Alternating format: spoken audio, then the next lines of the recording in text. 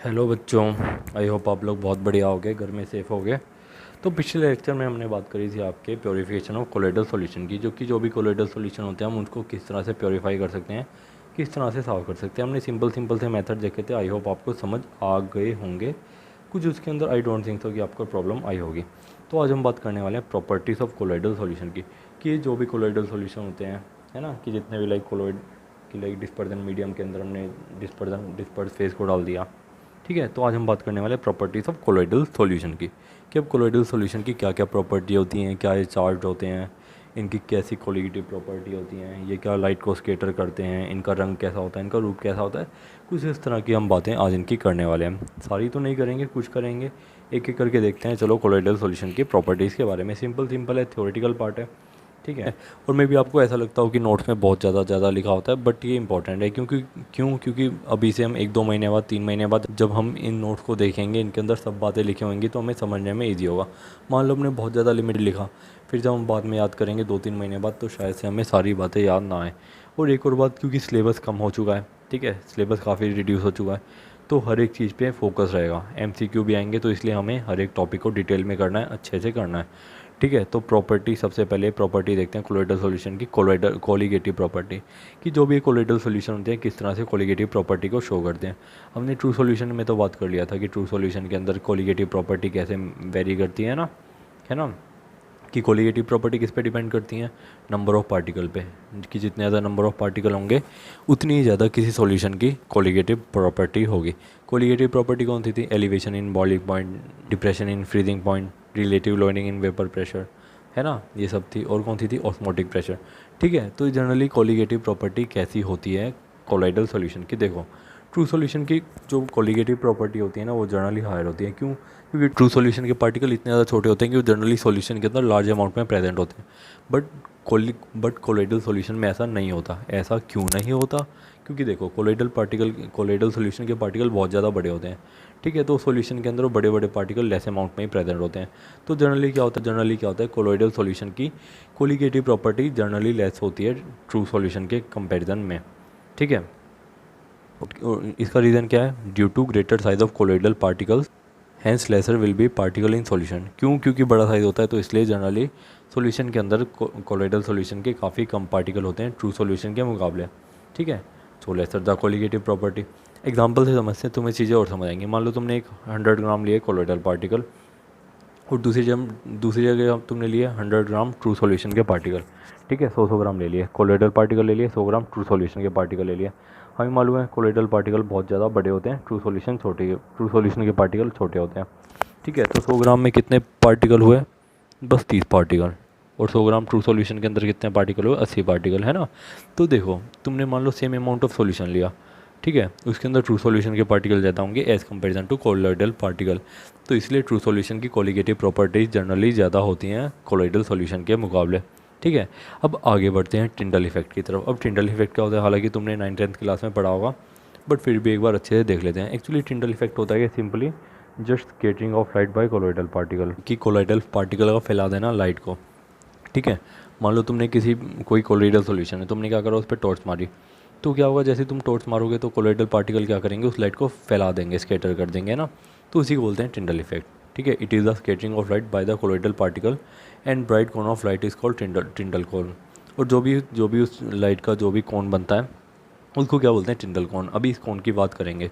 पहले देखो Tyndall effect होता क्या है। मान लो तुमने एक प्योर पानी का सॉल्यूशन लिया, तुमने क्या करा, उसके अंदर लाइट मारी। ठीक है, मान लो तुमने कोई प्योर पानी का सॉल्यूशन लिया, तुमने उसके अंदर लाइट मारी, टॉर्च मारी, तो तुम्हें टॉर्च मारी, वो तुम्हें बिल्कुल क्लियर दिखेगा। मान लो कि जैसे तुमने टॉर्च इधर से मारी और तुम उसके राइट एंगल से तुम देख रहे हो, तो तुम्हें क्या लगेगा? वो सॉल्यूशन बिल्कुल एकदम वैसा नज़र आएगा, क्लियर, है ना, कि वो लाइट तुम्हें शायद नज़र भी ना आए कि लाइट जा रही है, जा रही है, हल्की सी तुम्हें पता चल जाएगा, बट वो सॉल्यूशन एकदम क्लियर नज़र आएगा, शायद तुम्हें लाइट का पता भी ना चले। अब मान लो तुमने कोई कोलोइडल पार्टिकल लिया, ठीक है, कोई भी कोलोइडल पार्टिकल लिया, मान लो इसके अंदर बहुत ज़्यादा छोटे छोटे मिट्टी के मड पार्टिकल ले लिए, ठीक है, वो हवा में तैर रहे हैं।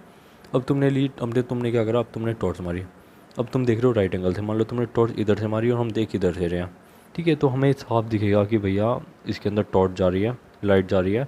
क्यों? क्योंकि वो कोलोइडल पार्टिकल क्या करेंगे? लाइट को स्केटर कर देंगे, उस टॉर्च को स्केटर कर देंगे। ठीक है, तो इससे हमें पता चल जाएगा कि भैया हाँ, इसके अंदर तो, इस सॉल्यूशन के अंदर तो लाइट है, कि लाइट डाल रहे हैं। तुम ऐसे कभी ट्राई भी करके देख सकते हो। ठीक है। तो ट्रांसपेरेंट बीकर है ये, ठीक है। एक बार तुम मिट्टी वाला पानी लेना जिसके अंदर बहुत ज़्यादा बारीक पार्टिकल हों, ठीक है, उसके अंदर एक बार टॉर्च मार के देखना, और एक बार प्योर वाटर के अंदर टॉर्च मार के देखना, ठीक है। तो तुम कभी ऑब्जर्व भी करके देख सकते हो, है ना, कि प्योर वाटर में से तो लाइट ऐसे लगेगी, मतलब लाइट का आइडिया महसूस से भी नहीं होगी कि हाँ भैया इसमें से लाइट पास हो रही है। बट जैसे ही तुम कोलोइडल सॉल्यूशन में से लाइट मारोगे तो बहुत ज़्यादा फैली फैली सी नज़र आएगी, तुम्हें डायरेक्शन ऑफ लाइट का पता चल जाएगा कि हाँ भैया ये लाइट की ये डायरेक्शन है, ठीक है। तो कुछ इस तरह से इसी को बोलते हैं टिंडल इफेक्ट, क्यों कोलोइडल पार्टिकल छोटे छोटे छोटे क्या करते हैं, वो लाइट को स्केटर कर देते हैं। इवन आसमान का कलर भी किसकी वजह से होता है, टिंडल इफेक्ट की वजह से।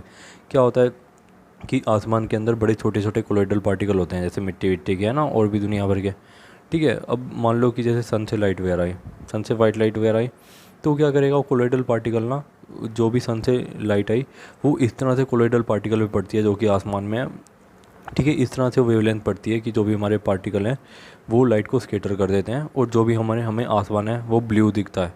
कभी तुम देखते हो कभी ऑरेंज दिख जाता है, कभी रेड दिख जाता है, अलग अलग कलर होते हैं ना, वो किस वजह से होते हैं कि जो वाइट लाइट है ना उन पार्टिकल पे वो अलग अलग एंगल से पड़ जाती है, जिस भी एंगल से वो पड़ी कोलोइडल पार्टिकल पे, तो उस तरह से कोलोइडल पार्टिकल ने उस लाइट को स्केटर कर दिया, जिस वेवलेंथ की लाइट हुई उस कलर का हमारा आसमान हो गया, ठीक है। कुछ इस तरह से हमारे आसमान की वर्किंग होती है, कभी रेड दिख जाता है, रेडिश सा हो जाता है, कभी ऑरेंज हो जाता है, कभी ब्लू सा हो जाता है ना, क्यों, सिर्फ और सिर्फ कोलोइडल पार्टिकल के स्केटरिंग की वजह से, ठीक है। तो आगे बढ़ा जाए, ठीक है। आई होप आपको टिंडल इफेक्ट का आइडिया तो लग ही गया होगा। अब देखो टिंडल कौन क्या है, मान लो कोलोइडल सॉल्यूशन है, हमने क्या करा, लाइट मारी इधर से, हमने क्या करा, एक कन्वर्जिंग लेंस लिया, क्यों, क्योंकि लाइट ज़्यादा फैले ना, सीधा सिर्फ सीधा की सीधा एक बीकर में जाए, हमने इस कन्वर्जिंग लेंस को लिया, जो भी लाइट थी कन्वर्ज हो गई, एक कोलोइडल पार्टिकल पे आके टकराई और ये स्केटर हो गई, ठीक है। जो भी हमारा ये लाइट का एक कोन बना इसे हमने क्या बोल दिया, टिंडल कोन। और ये जो इफेक्ट हो रहा है ये क्या है, टिंडल इफेक्ट, कि इस कोलोइडल पार्टिकल ने लाइट को क्या कर दिया, स्केटर कर दिया, ठीक है। तो इस लाइट ने क्या करा, तो ये क्या हुई, लाइट क्या हुई, स्केटर हो गई bye colloidal particle.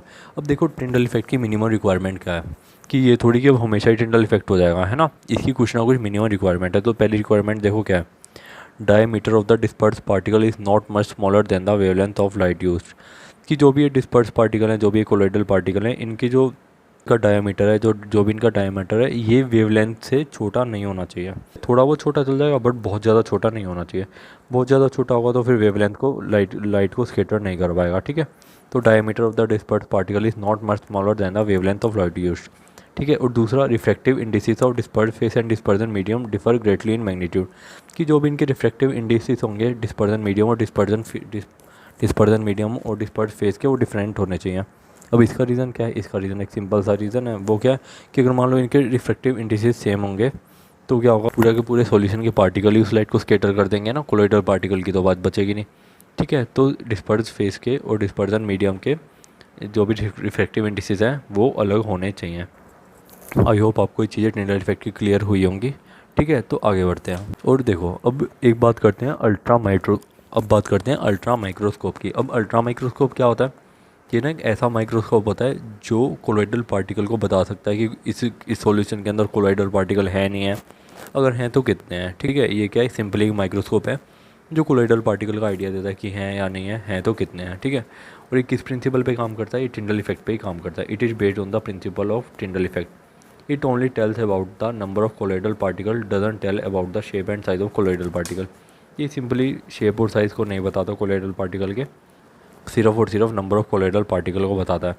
Tyndall effect पे काम करता है वो कैसे, हमने मान लो कोई कोलोइडल सॉल्यूशन लिया, ठीक है, इसके अंदर कोलोइडल पार्टिकल, ऊपर क्या लगाया, ऊपर माइक्रोस्कोप लगाया, इधर से हमने लाइट वगैरह मांगी, हम राइट एंगल पे देख रहे हैं, जैसे ही लाइट आई तो क्या होगा, ये जो पार्टिकल हैं कोलोइडल पार्टिकल स्केटर करने लगेंगे लाइट को, ठीक है। जहाँ भी स्केटर करेंगे तो वो कोलोइडल पार्टिकल ना थोड़ा चमकीला चमकीला सा नज़र आने लग जाता है, तो इससे हमें लग जाता है कि हाँ भैया ये तो कोलोइडल पार्टिकल प्रेजेंट है, ठीक है। तो कुछ इस तरह से अल्ट्रा माइक्रोस्कोप वर्क करता है। हमें इतना ज़्यादा डीप में जाने की ज़रूरत नहीं है, बस एक सिंपली कोलोइडल सॉल्यूशन लिया, एक लाइट पास करी, कन्वर्जिंग लेंस वगैरह लगाया, ऊपर से माइक्रोस्कोप वगैरह लगाया, तो जो क्या होता है कोलोइडल पार्टिकल चमकने लग जाते हैं, तो हमें पता चल जाता है कि हाँ कोलोइडल पार्टिकल मौजूद है। अब बात कर लेते हैं कलर ऑफ कोलोइडल सॉल्यूशन की, कि जो ये कोलोइडल सॉल्यूशन हम इतनी देर से बात कर रहे हैं इसका कलर कैसा होता है, नीला पीला हरा कैसा होता है ना, तो अब एक बार उसकी बात कर लेते हैं। तो देखो, colour of colloidal solution depends on the size and nature of particle. अभी कोलोइडल सॉल्यूशन का कलर होता है किस पे डिपेंड करता है, साइज और नेचर ऑफ पार्टिकल, कि जो भी कोलोइडल पार्टिकल हैं वो छोटे हैं बड़े हैं, उनका नेचर कैसा है ना, पॉजिटिव है नेगेटिव है ना, इसलिए किस तरह का नेचर है। It also depends on the wavelength of light scatter by colloidal particle. और इस पे भी डिपेंड करता है कि कोलोइडल पार्टिकल ने किस वेवलेंथ की लाइट को स्केटर करा है। मान लो एक साथ वाइट लाइट आई, बहुत सारी वेवलेंथ की होती है वाइट लाइट तो विबग्योर की, है ना, तो उसने कौन सी वेवलेंथ की लाइट को स्केटर करा है, इस पे भी डिपेंड करता है हमारा कोलोइडल पार्टिकल का, कोलोइडल सॉल्यूशन का कलर। और इस पे भी डिपेंड करता है कि हम किस डायरेक्शन से देख रहे हैं, ठीक है, कि हम लाइक कोलोइडल सॉल्यूशन को किस तरह डायरेक्शन से देख रहे हैं। मान लो कि हमने राइट एंगल से देखा तो कुछ ये कलर था, कुछ ब्लू था, लेफ़्ट से देखा तो रेड था, इस तरह से ही डिपेंड करता है। मान लो तुमने दूध और पानी का मिक्सचर लिया, तुमने क्या करा, उसके अंदर कोई लाइट मारी, मान लो वाइट लाइट मारी, और तुम उसको लाइट की डायरेक्शन में देखोगे, मान लो जहाँ से लाइट आ रही है तुमने उसके सामने से देखा तो तुम्हें कैसा दिखेगा, वो रेड दिखेगा। और मान लो तुमने उसके परपेंडिकुलर देखा, राइट एंगल से देखा, तो तुम्हें कैसा दिखेगा, ब्लू दिखेगा। यानी कि एक बार रेड दिखता है एक बार ब्लू, एक डायरेक्शन देखोगे रेड दिखेगा, एक डायरेक्शन से देखोगे ब्लू दिखेगा। तो डायरेक्शन ऑफ लाइट पे भी डिपेंड करता है। Actually colour of colloidal particle किस पे डिपेंड करता है, कलर ऑफ कोलोइडल सॉल्यूशन किस पे डिपेंड करता है, क्यों कितने छोटे पार्टिकल हैं, वो छोटे पार्टिकल कौन सी वेवलेंथ की लाइट को, कौन सी वेवलेंथ की लाइट को स्केटर कर रहे हैं, इन सब पे डिपेंड करता है। तुमको जान के हैरानी होगी, जो गोल्ड के पार्टिकल होते हैं अगर हम उन्हें बहुत ज़्यादा छोटा कर लें और उनका सॉल्यूशन बना लें कोलोइडल सॉल्यूशन, तो कैसे कलर के बन जाते हैं, रेड कलर का सॉल्यूशन हो जाता है। मान लो तुमने हल्का सा गोल्ड के पार्टिकल का साइज़ हल्का सा बड़ा करा, कोलोइडल सॉल्यूशन की बात कर रहे हैं, तो सॉल्यूशन का कलर कैसा हो जाएगा, पिंक हो जाएगा। मान लो तुमने हल्का सा और साइज़ को इंक्रीज़ करा गोल्ड के पार्टिकल को, गोल्ड के पार्टिकल को किसी डिस्पर्जन मीडियम में वाटर के अंदर फैला रखा है तुमने, ठीक है, जब बहुत ज़्यादा छोटे हैं उसका कलर कैसा है, रेड।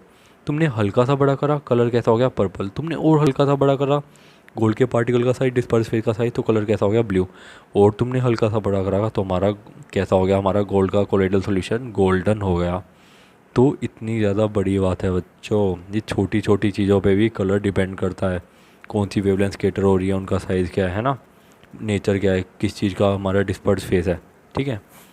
अब बात कर लेते हैं आज के लास्ट टॉपिक ब्राउनियन मूवमेंट की। वे ब्राउनियन मूवमेंट क्या होता है, ठीक है, ये रॉबर्ट ब्राउन ने दिया था। उसने सिंपली क्या बोला कि जो भी हमारे कोलोइडल सॉल्यूशन के अंदर जो कोलोइडल पार्टिकल होते हैं ना, वो जनरली जिगजैग मोशन में घूमते रहते हैं। मान लो कोई कोलोइडल पार्टिकल है, मान लो कोई कोलोइडल सॉल्यूशन है, इसके अंदर जो कोलोइडल पार्टिकल है ना, वो कंटिन्यूसली इधर उधर रैंडमली जिगजैग मोशन में घूमते रहते हैं। बस इतनी सी बात ब्राउनियन ने बोली, इतनी सी बात ब्राउन ने बोली, इसी को क्या बोल दिया, ब्राउनियन मूवमेंट। मूवमेंट मतलब चलना फिरना जिगजैग वे में।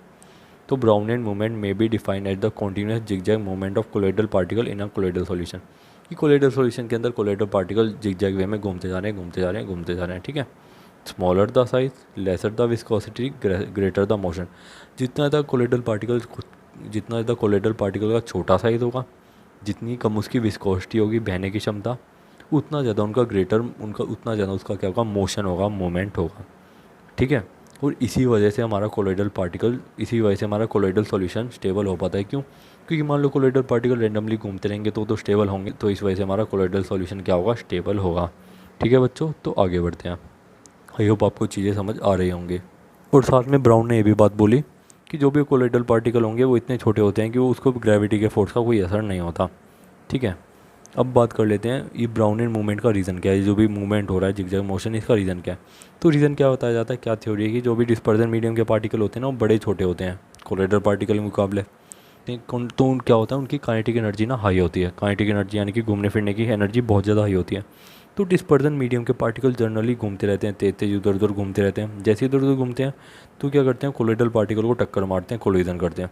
जैसे कोलोइडल पार्टिकल को टक्कर मारेंगे तो क्या होगा, कोलोइडल पार्टिकल इधर उधर घूमते रहते हैं। तो ये मूवमेंट है किसकी वजह से, मोशन है किसकी वजह से, डिस्पर्जन मीडियम के पार्टिकल की वजह से। कि डिस्पर्जन मीडियम के पार्टिकल रैंडमली धक्का मुक्की करते रहते हैं कोलोइडल पार्टिकल को, इस वजह से कोलोइडल पार्टिकल मोशन में रहते हैं, ठीक है। तो ये रीज़न दिया गया, तो हमने इसको एक्सप्लेन भी कर दिया। Brownian movement is due to unbalanced bombardment, या फिर कोलोजन बोल लो, of dispersion medium on colloidal particle. कि ब्राउनियन मूवमेंट किस वजह से होता है, कि जो भी अनबैलेंस्ड यानी कि उल्टे सीधे फोर्स लग रहे हैं डिस्पर्जन मीडियम के कोलोइडल पार्टिकल पे, उसी की वजह से ब्राउनियन मूवमेंट होता है। आई होप आपको ये चीज़ें भी समझ आई होंगी, ठीक है। तो ये कुछ प्रॉपर्टी थी आज के लिए पॉइंट में से। आई होप आपको चीज़ें समझ आई होंगी। किसी भी तरह का कोई डाउट होता है आप लोग बेझिझक पूछ लेना, ठीक है बच्चों। Thank you so much, see you in next lecture.